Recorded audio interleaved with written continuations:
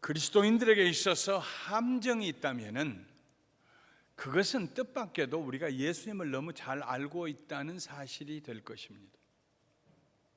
예수님을 잘 아는데 그게 무슨 함정입니까? 예수님을 너무 잘 알고 있기 때문에 더 깊이 알려고 하지 아니하는 함정에 빠지게 된다는 것입니다. 예수님에 대해서 우리가 피상적인 상식은 많이 가지고 있는데 막상 예수님과의 인격적인 만남이나 신뢰와 순종이나 동행과 충성이라고 하는 관점에서 볼 때는 우리가 예수님을 몰라도 너무 모르기 때문입니다. 상식이 지식은 아닙니다. 깊은 지식은 상식에서 오는 것이 아닙니다. 오늘 히브리서 기자는 예수님을 깊이 생각해라, 예수님에게 너희 생각을 고정시켜라 간절하게 권면하고 있습니다. 왜 그렇게 부탁했을까요? 히브리서는 예수님이 누구신가에 대하여 성령님께서 주신 깊은 통찰력을 가지고 기록한 책입니다. 히브리서 기자는 1장에서 예수님을 하나님의 아들이라고 선포합니다. 하나님의 아들 예수님은 만유의 상속자이십니다. 보이는 것 보이지 않는 것들, 생명과 시간, 사망과 영원 모든 것들이 예수 그리스도 안에 속해 있습니다. 우리가 믿는 예수님은 모든 것을 다스리시는 절대 주권자이십니다. 하나님의 아들 예수님은 창조주이십니다. 우리를 구원하신 가장 큰 이유는 그가 우리를 지으셨기 때문입니다. 하나님의 아들 예수님에게는 빛이 나옵니다. 하나님의 영광의 광채로서의 세상을 비추는 참 빛이 되십니다. 하나님의 아들 예수님은 하나님의 본체의 형상이십니다. 하나님을 본 사람이 없지만 예수님을 본 사람은 하나님을 본 사람입니다. 예수님만이 우리에게 하나님이 누구신가를 가르쳐 주십니다. 하나님의 아들 예수님은 그의 능력의 말씀으로 만물을 붙들고 계십니다. 우리가 의지하고 믿을만하다고 생각하는 만유의 법칙은 예수님께서 붙들고 계시는 능력의 법칙입니다. 하나님의 아들 예수님은 죄인의 죄를 정결케 하는 일을 하셨습니다. 그리고 지금은 지극히 높으신 하나님 보좌 우편에 앉아 계십니다. 앉아 계신다는 말은 그의 일을 끝내고 안식하신다는 말씀입니다. 2장에 오면, 히브리서 2장에 오면은 하나님의 아들이신 예수님은 천사와 비교할 수 없이 뛰어난 분이라고 말씀하면서 그 천사와 비교할 수 없이 뛰어나신 예수님이 잠시 동안 천사보다 못한 사람이 되어 이 세상에 오셔서 우리를 위하여 대신 죽으시고 우리를 구원하시는 이 큰 구원을 이루었다고 기록하고 있습니다. 이것이 제가 지난 3주간 동안 여러분과 히브리서 1장, 2장을 살피면서 나누었던 말씀의 핵심입니다. 예수님은 하나님의 아들이십니다. 과거에는 선지자를 통해 말씀하셨지만 이제는 그 아들을 통해서 말씀하시고 그 말씀이 성취되도록 하셨습니다. 그분은 천사들보다 뛰어나신 분이십니다. 그런데 천사보다 잠시 동안 낮게 되셔서 사람이 되어서 오셔서 우리를 위하여 죽으심으로 큰 구원을 이루셨습니다. 1장과 2장에서 히브리서 기자는 예수님이 누구이신가에 대해 단수로 설명을 합니다. 예수님이 중심입니다. 그런데 3장에 와서는 예수를 깊이 생각하라고 명령을 합니다.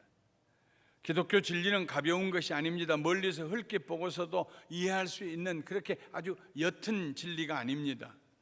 기독교 신앙은 언제나 깊은 생각을 요구합니다. 깊은 생각을 하는 사람만이 신실하고 진지한 결단의 삶을 살 수 있기 때문입니다. 누가복음 12장 24절에 보면 예수님께서 생각하라 하고 말씀하셨습니다. 생각하라. 뭘 생각하느냐면 아마 그때 까마귀가 날아가고 있었을 것 같아요. 예수님께서 까마귀를 생각해 보아라. 심지도 아니하고 거두지도 아니하며 골방도 없고 창고도 없으되 하나님이 기르시나니 너희는 새보다 얼마나 귀하냐. 저 날아가는 까마귀를 보아라. 까마귀가 농사짓는 거 보았느냐? 추수하는 거 보았느냐? 들어가 잠자는 골방이 있느냐? 모은 재물을 넣어둘 창고가 있느냐? 없다. 매일 일어나서 매일 먹고 매일 자고, 그런데 하나님께서 그 까마귀의 일용할 양식을 공급하시고 기르신다. 생각해 보아라. 너희가 저 까마귀보다 얼마나 중하냐? 생각해 보아라. 히브리서 기자는 예수를 생각해 보라 하는 이 명령을 개인에게 주지 않았습니다.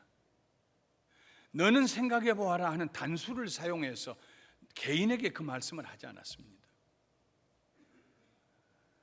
물론 우리가 구원을 받을 때는 개인적으로 구원을 받습니다. 그러나 구원을 받자 말자 우리는 그리스도의 몸에 속하게 됩니다. 하나님의 집에 속한 가족이 됩니다. 교회에 속합니다. 교회는 그리스도의 몸이 눈으로 보인 형상이요, 하나님의 집이 눈으로 보인 상태가 교회입니다. 예수 믿자 말자 신기하고 놀랍게도 교회에 와서 하나가 됩니다. 우리가 됩니다.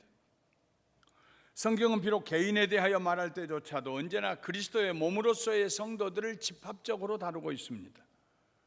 오늘 본문에서 예수를 깊이 생각하라는 이 명령을 받은 사람들은 하나님께서 이 세상에 불러내어서 함께 그의 나라로 불러내신 거룩한 형제들입니다. 함께 불러내신 하나님의 거룩한 형제들, 그 형제들에게 말하기를 너희들은 예수님을 깊이 생각하라 하고 부탁한 것입니다. 개인에게 하신 명령이 아니라 단체에게 하신 명령입니다. 교회는 세상과 구별된 사람들의 모임입니다. 그래서 거룩합니다. 히브리서 기자는 우리가 예수님이 누구이신가를 깊이 생각할 때 두 가지를 염두에 두고 생각하라고 합니다. 하나는 사도가 되신 예수님이요, 다른 하나는 대제사장이 되신 예수님입니다. 예수님을 사도라고 부르는 곳은 성경 전체에 여기 한 군데밖에 없습니다. 제자들을 사도라고는 많이 불렀지만 예수님을 사도라고 부르는 데는 여기 한 군데밖에 없어요. 무슨 뜻일까요? 사도라는 말은 주어진 사명을 이루기 위해서 보내심을 받은 사람이라는 뜻입니다. 예수님이 하나님이 보내신 사람으로서 천사보다 조금 못한 사람이 되었는데 그냥 오신 것이 아니라 우연히 세상에 태어나신 것이 아니라 사명을 가지고 오셨다 하는 말씀입니다. 그 사명을 예수님께서는 요한복음 17장에 2절부터 4절에 이렇게 말씀하십니다. 아버지께서 아들에게 주신 모든 사람에게 영생을 주게 하시려고 만민을 다스리는 권세를 아들에게 주셨음이로소이다. 아버지 하나님께서 예수님을 통하여서 영생을 받을 사람들을 정하시고 그 영생을 받을 사람들에게 영생을 받을 수 있는 진리의 복음을 전하기 위해서 또 그 자신이 제물이 되시기 위해서 예수님이 오셨어요. 그게 예수님의 사명입니다. 영생 받을 사람들을 아버지께로 인도하기 위해서 예수님이 오셨어요. 그 사명을 가지고 세상에 오신 사도이십니다. 예수님은. 영생은 곧 유일하신 참 하나님과 그가 보내신 자 예수 그리스도를 아는 것입니다. 아버지께서 내게 하라고 주신 일을 내가 다 이루어서 아버지를 영화롭게 했습니다. 아버지께서 나더러 이거 해라 하고 사명을 주어 보내신 사도로서 보내신 그 일을 내가 다 했습니다. 그런데 예수님은 이 사명을 십자가 위에서 이루셨습니다. 십자가 위에서 대제사장이 되어서 자기 자신을 제물로 드림으로써 그 사명을 이루셨습니다. 과거 유대인들 사이에서 모든 대제사장들은 백성의 죄를 용서받기 위하여 1년에 한 번씩 하나님 앞에 제물을 가지고 와서 그 시체는 불로 태워 번제로 드리고 피는 가지고 성소를 지나 지성소 가장 거룩한 곳에 들어가서 1년에 한 번 커튼을 열고 들어가서 그 아기 거기에 있는 언약궤, 하나님의 언약궤 앞에서 피를 뿌리면서 이스라엘 죄를 용서해 달라고 기도했습니다. 그런데 예수님은 하나님의 지성소에 들어가실 때, 하나님 앞에 나가실 때에 짐승의 고기와 짐승의 피를 가지고 가신 것이 아니라 자기 자신의 몸, 깨어진 몸과 자기 자신의 피를 가지고 들어가셨습니다. 자기 자신을 제물로 드리셨습니다. 예수님이 세상에 오신 사명은 자기 자신을 제물로 드려 제사장이 되어 제물로 자기 자신을 드림으로 우리를 구원하시는 일입니다. 그러므로 이 일을 생각해 보라는 것입니다. 함께 부르심을 받은 거룩한 형제들아, 단체적으로 집합적으로 이 예수님, 우리를 위한 사도가 되시고 우리를 위한 대제사장이 되신 예수님에 대해서 생각해 보아라. Fix your thoughts on Jesus Christ. 예수 그리스도에게 너희 생각을 고정해 보아라. 깊이 생각해 보아라. 왜 그러셨는지, 무슨 일을 하셨는지. 혼자서가 아니라 함께 그 생각을 나누면서 이런 뜻입니다. 예수님의 사명과 그의 직분은 나누어질 수가 없습니다. 우리가 믿는 도리의 사도이시며 대제사장이신 예수님을 생각하라. 예수님을 믿는다는 말은 예수님께서 우리에게 영원한 생명을 주실 사명을 가지고 이 세상에 오셔서 그 자신을 제물로 드리신 대제사장 되심을 믿는다는 말입니다. 히브리서 기자는 모세와 예수님을 비교했습니다. 모세는 모든 선지자들보다 뛰어난 사람입니다. 하나님께서는 그와 대면하시면서 말씀했습니다. 모세는 가장 먼저 그의 마음을 아프게 했던 사람이 자기의 형과 자기 누나였어요. 자기 형 아론과 자기 누나 미리암이 어느 날 모세에게 와서 너무 건방 떨지 마. 너만 하나님이 부르셨냐? 너만 선지자냐? 하나님 너하고만 얘기하시냐? 왜 네가 마음대로 하려고 그래? 형하고 누이가 와가지고 모세를 향해서 구석으로 몰아세우면서 비난했습니다. 모세가 무슨 말을 하겠습니까? 입 다물고 가만히 고개를 숙이고 있는데 그때 하나님께서 이 세 사람에게 말씀하십니다. 내 말을 들으라. 너희 중에 선지자가 있으면 나 여호와가 환상으로 나를 그에게 알리기도 하고 꿈으로 그와 말하기도 하거니와 내 종 모세와는 그렇지 아니하니 그는 내 온 집에 충성함이라. 그와는 내가 대면하여 명백히 말하고 은밀한 말로 하지 아니하며 또는 그는 또 여호와의 형상을 보고는 너희가 어찌하여 내 종 모세 비방하기를 두려워하지 아니하느냐. 내가 다른 선지자들에게는 꿈으로도 얘기하고 환상으로도 얘기한다. 그러나 모세하고는 내가 얼굴과 얼굴을 맞대면서 얘기했다. 너희들하고 다르다. 아론아, 미리암아. 그래서 모세는요, 해망에서 하나님을 뵙고 하나님 말씀을 듣고 나오면 그 얼굴에서 빛이 났습니다. 사람들이 모세를 두려워서 볼 수가 없었어요. 사람들이 얼굴을 피하고 모세를 안 보려고 하니까 모세가 뒤늦게 자기 얼굴에서 빛이 나는 걸 알고 수건으로 자기 얼굴을 가리웠습니다. 모세는 하나님과 얼굴과 얼굴을 맞대면하고 하나님 말씀을 들었던 하나님의 종입니다. 유대인들은 이 세상에 하나님께 모세보다 더 가까이 간 사람은 없다고 생각했습니다. 하나님께서는 모세를 그의 집에, 하나님의 집에 종으로 사용하셨습니다. 모세를 가리키는 이 종이라는 말, 헬라어로 세라폰이라고 하는데, 이 말은요, 이 종이라는, 모세를 부르는 이 종이라는 말은 성경에 여기 한 번 딱 나옵니다. 이 종은 다른 종 둘로스와 같이 가서 벽에서 일하고 밭에 가서 일하고 마차를 끌고 이런 종이 아닙니다. 이 종은 주인 곁에 서서 주인을 시종드는 어텐던트예요.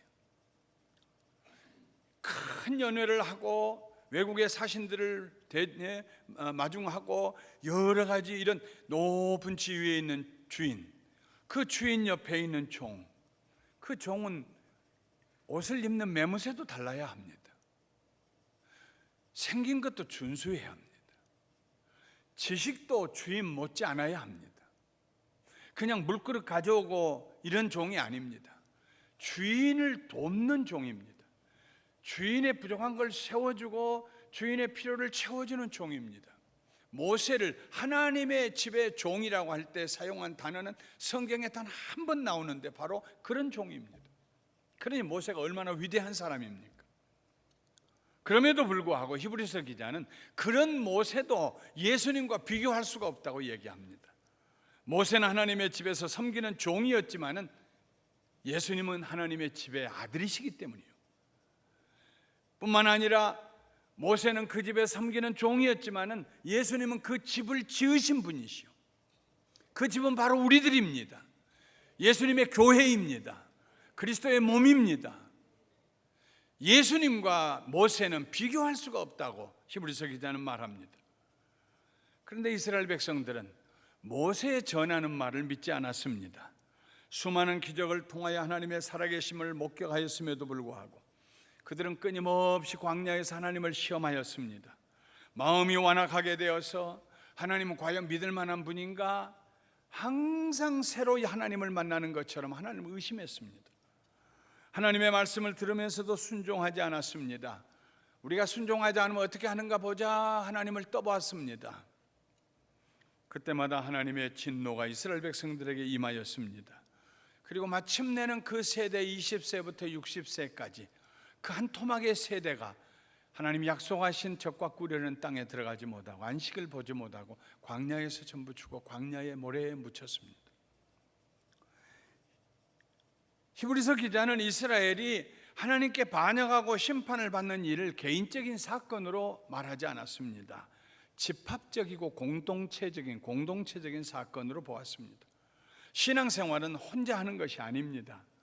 신앙생활은 비록 우리가 처음 예수님을 믿을 때는 혼자서 결단하고 갔다고 할지라도, 개인적인 신앙 고백을 하고 갔다고 할지라도 예수님을 구주로 영접하고 난 다음에는 즉시로 우리가 됩니다. 하나님의 부르심을 받은, 함께 하나님의 부르심을 받은 거룩한 형제들이 됩니다. 신앙생활은 함께 하는 것입니다. 이것은 성경의 거의 절대에 가르친, 절대에 이른 절대적인 가르침입니다. 거기에는 다른 타협이 없습니다. 성경 어디에도 신앙생활 잘하려면 다 뿔뿔이 흩어져서 개인적으로 해라 이런 말씀 없습니다. 구약에서부터 하나님의 백성으로 부르심을 받아서 애굽에서 인도함을 받아낼 때부터 사사시대를 지날 때, 왕의 시대들을 지날 때, 포로로 잡혀갔을 때, 나올 때 어느 때를 막론하고 신약시대에 와서 예수님을 믿는 성도들이 예수님의 몸을 이루고 하나님의 집을 이루는 신약시대에 이를 때까지 언제나 신앙생활은 함께였습니다. 함께. 그래서 오늘 3장 1절에 시작하면서 히브리서 기자는 그러므로 예수님은 하나님의 아들이시요 천사보다 더하신 분인데 잠시 동안 잠시 동안 천사보다 못한 사람이 되어서 오셔서 우리를 위하여 죽으시고 우리를 구원하셨습니다. 그러므로 함께 부르심을 받은, 하나님의 부르심을 받은 거룩한 형제들아, 집합적으로 히브리서 3장을 보면 하나님이나 모세에 대해서는, 예수님에 대해서는 단수로서 동사가 사용되지만 그 외에는 전부 복수입니다. 함께 부르심을 받은 형제들아, 함께 신앙생활을 하는 것입니다. 설사 혼자 감옥에 갇혀서 핍박을 당하는 경우일지라도 그는 혼자 있지 않습니다. 성도들의 기도가 그들과 함께 있습니다. 베드로가 감옥에 갇혔을 때에 다락방에서 많은 성도들이 모여서 그들을 위해서 기도했습니다. 혼자 갇히지 않았습니다. 혼자 있을 때조차도 성도는 신앙생활을 함께 합니다. 다른 성도들과 함께. 히브리서 기자는 오늘이라고 부르는 날에 예수님을 믿음으로 살자고 권면합니다. 오늘이라고 부르는 날에 우리는 이 세상에서 영원히 살지 않을 것입니다. 신앙생활 잘하다가도 나이가 들어서 노쇠하시면 정신을 잃고 권사님 저예요, 저 김영길 목사예요 해도 멍하니 저를 쳐다보시는 분들이 계십니다. 그러나 그런 날이 오기 전에 오늘이라고 부르는 날, 예수님을 깊이 생각하며 예수님을 예배하고 예수님을 찬양하고 감사하고 예수님의 뜻을 세상에 나타내기 위해서 선한 생활을 하고 그 오늘이라고 하는 날을 귀하게 생각하자는 것입니다. 정신이 잃고 양로병원에 누워 계셨다고 해서 그분들이 구원을 잃은 것은 아닙니다.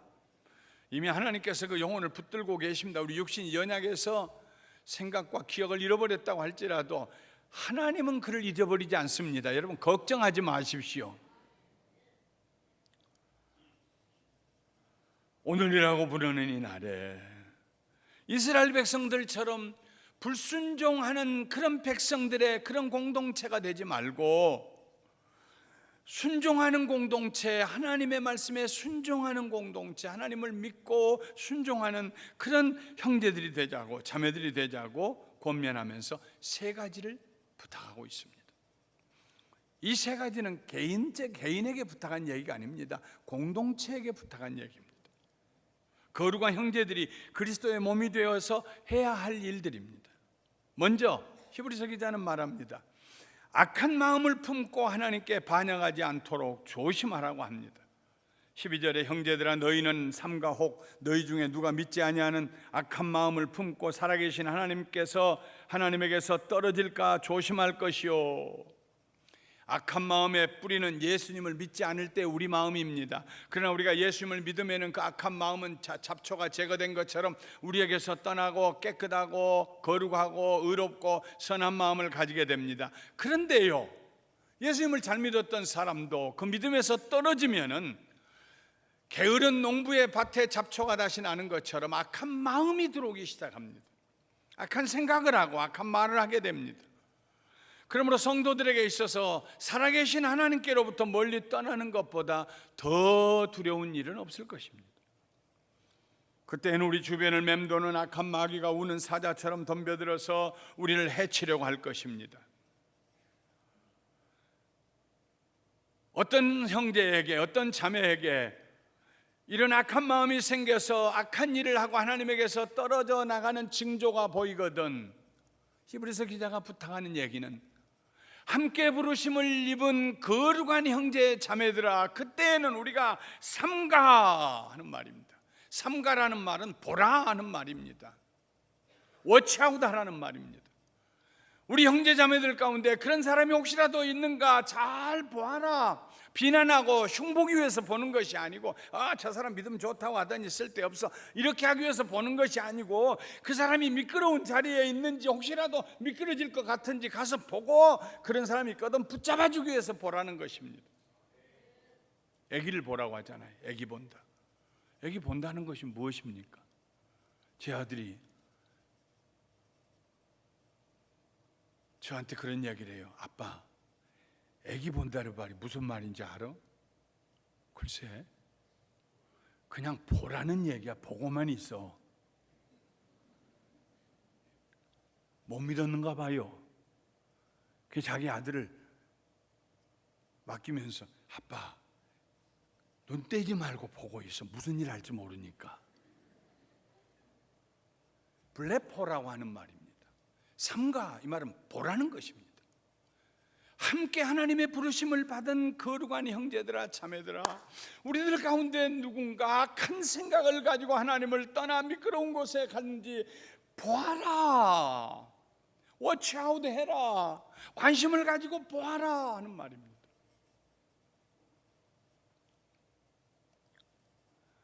사랑의 눈을 부릅뜨고 서로 살펴보라는 얘기입니다. 두 번째로 히브리서 기자는 말합니다. 매일 습관적으로 서로를 권면하여 죄의 유혹에 빠지지 않도록 하라고 했습니다. 매일 습관적으로 서로를 권면해라. 오직 오늘이라 일컫는 동안에 매일 피차 권면하여 너희 중에 누구든지 죄의 유혹으로 완고하게 되지 않도록 하라. 13절입니다. 피차 권면하라는 말씀은 성도들의 공동체적인 책임을 의미합니다. But encourage one another daily.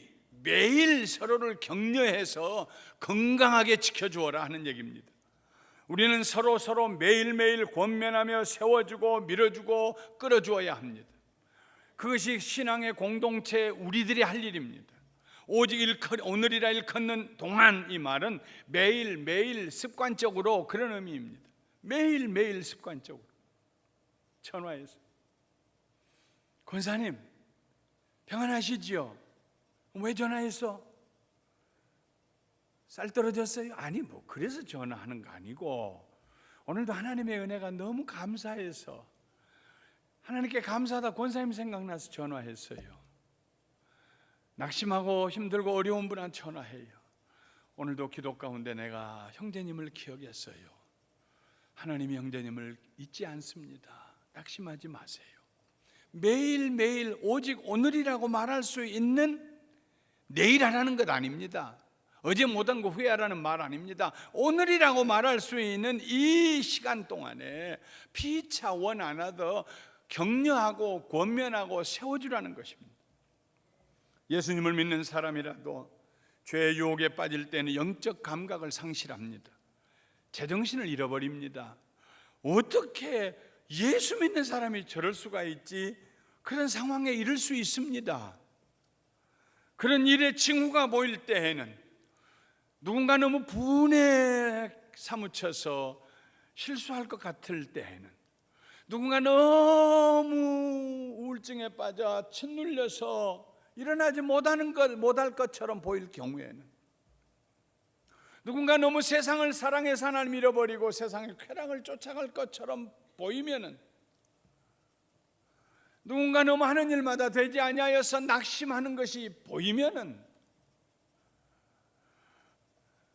거룩한 형제가 된 우리들, 함께 하나님의 부르심을 받고 거룩한 형제가 된 우리들은 서로가 서로를 붙들어줘야 한다 하는 말씀입니다. 그래서 히브리서 기자는 10장 25절에 모이기를 패하는 어떤 사람들의 습관과 같이 하지 말고 오직 권하여 그날이 가까움을 볼수록 그리하자 했습니다. 모이기를 패하지 말자. 이렇게 전체가 모여서 하나님을 예배하기도 하고, 감사방이 모여서 하나님을 예배하고 기도하기도 하고. 여러분, 우리 감사하는 교회 감사방은 부엌에서 일하기 위해서 조별로 일하는 일 맡기기 위해서 만들어 놓은 그룹이 아닙니다. 서로 붙들어주기 위해서 만들어 놓은 최소 단위의 그룹입니다. 10월부터는 감사방에 우리 형제 자매님들이 부엌에 가서 일하는 일 없을 거예요. 놀라운 일이 일어날 겁니다. 다음에 제가 광고로 말씀드릴게요. 우리가 감사방으로 함께 모여서 북한을 위해서 기도하고, 우리가 입양한 북한의 군의 이름을 부르며 거기 사는 사람을 위해 기도하고, 서로를 위해서 기도하고, 서로 격려하고 위로해주고, 그래서 붙들어주기 위해서. 젓가락 하나를 세우면 넘어지지요. 둘을 묶어서 세워도 넘어집니다. 그러나 셋을 위에를 묶어가지고 벌려서 세워놓으면 넘어지지가 않아요. 하나가 되어서 서로 격려하고 세우기 위해서요. 그래서 우리는 모입니다. 셋째로 히브리서 기자는 처음 믿음을 끝까지 붙잡으라고 권면합니다. 이 처음 믿음을 끝까지 붙잡으라는 것 자체도 개인에게 한 얘기가 아닙니다. 복수를 사용해서 단체에게 한 말입니다. 우리가 시작할 때 확신한 것을 끝까지 견고히 잡고 있으면 그리스도와 함께 참여한 자가 되리라. 시작은 언제나 단순합니다. 나는 죄인이었습니다. 예수님이 나를 대신하여 죽으심으로 내 죄가 사함받았습니다. 그러므로 나는 죄에 대하여 죽고 하나님에 대하여 살기로 작정했습니다. 예수님은 나를 구원하신 나의 주님이십니다. 나의 전 모든 것은 시간이나 공간이나 물질이나 생각이나 감정이나 모든 것은 예수 그리스도에게 속합니다. 나는 예수 그리스도의 사람입니다. 이것이 우리가 구원받는 신앙 고백입니다. 이와 같은 처음 믿음을 우리가 끝까지 견고하게 잡고 있어야 합니다. 변질되지 않아야 합니다. 예수님과 동행해 가야 합니다. 예수님께서 지으신 집에 함께 사는, 참여하는 하늘의 신령한 은혜와 축복을 나눈 성도의 삶을 계속 살아가야 합니다. 그런데 이렇게 끝까지 붙잡는 일 자체도, 처음 믿음을 끝까지 붙잡는 것 자체도 하나님의 부르심을 함께 받은 거룩한 형제들 자매들이 집합적으로 해야 될 일이라는 것입니다. 한 공동체를 이루어서 성도들이 해야 될 일입니다. 함께 믿음을 지켜야 합니다. 내 믿음은 건강하다, 당신 믿음은 난 상관없어가 아닙니다. 처음 믿음을 함께 지켜가는 것입니다. 함께 사탄을 대적하고 싸워야 합니다. 함께 주 안에서 걸어가야 합니다. 히브리서 3장에서 히브리서 기자가 얘기하는 것은 바로 이것입니다. 옛날에 이스라엘 백성들은 단체로 하나님의 구원을 받았던 그 하나님의 백성들은 단체로, 공동체로 하나님을 거역하고 불순종하다가 그 세대가 다 죽었습니다. 그 얘기를 하는 이유는 우리는 함께 부르심을 받은 하나님의 거룩한 형제요 자매들입니다. 우리는 하나입니다. 하나님의 집입니다. 그리스도의 몸입니다. 이러므로 우리들도 하나님의 앞에서, 하나님의 은혜 앞에서 하나가 되어 있어야 합니다. 함께 믿음을 지켜야 합니다. 함께 사탄을 대적하고 악한 마음이 우리에게 들지 않도록 서로를 지켜줘야 합니다. 함께 걸어가야 합니다. 이 세 가지 중에 어느 하나도 혼자서 할 수 없기 때문입니다. 그래서 교회가 존재합니다. 교회는 우리 모두의 축복입니다. 히브리서 기자는 히브리서 3장에서 그가 하고자 하는 얘기를 한 번 더 경고하고 한 번 더 강조하기 위해서 거기에 이런 말씀을 하고 있습니다. 듣고 격노하게 하던 자가 누구냐? 모세를 따라 애굽에서 나온 모든 사람이 아니냐? 또 하나님이 40년 동안 누구에게 노하셨느냐? 그들의 시체가 광야에 엎드려진 범죄한 자들에게가 아니냐? 또 또 하나님이 누구에게 맹세하사 그의 안식에 들어오지 못하리라 하셨느냐? 곧 순종하지 아니하던 자들에게가 아니냐? 그들이 누구냐?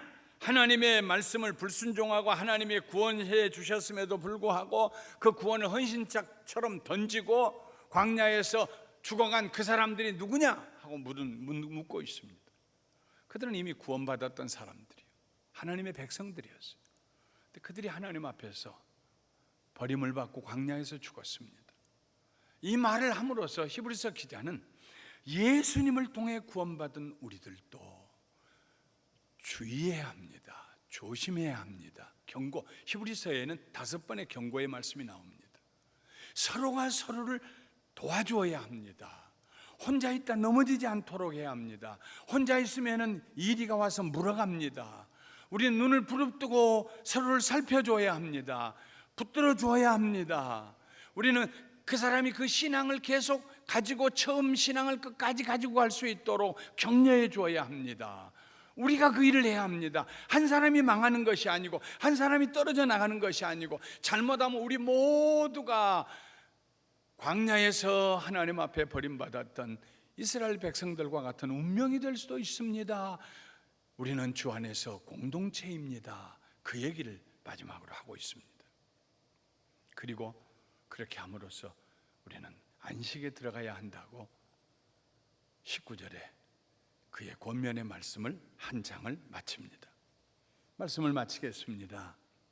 예수님을 깊이 생각하는 것은 예수님을 깊이 믿는 것입니다.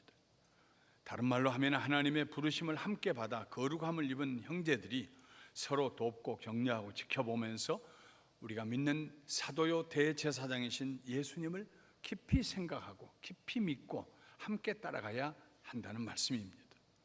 저는 우리 교회에 대해서 늘 감사하고 자부심을 가지고 하나님께 영광을 돌리고 정말 기뻐합니다. 왜냐하면 우리 교회 성도님들은 정말 눈에 안 보이는 것처럼 거미줄로 꽉 하나가 되어 있어요. 거미줄같이 하나가 되어 있어요.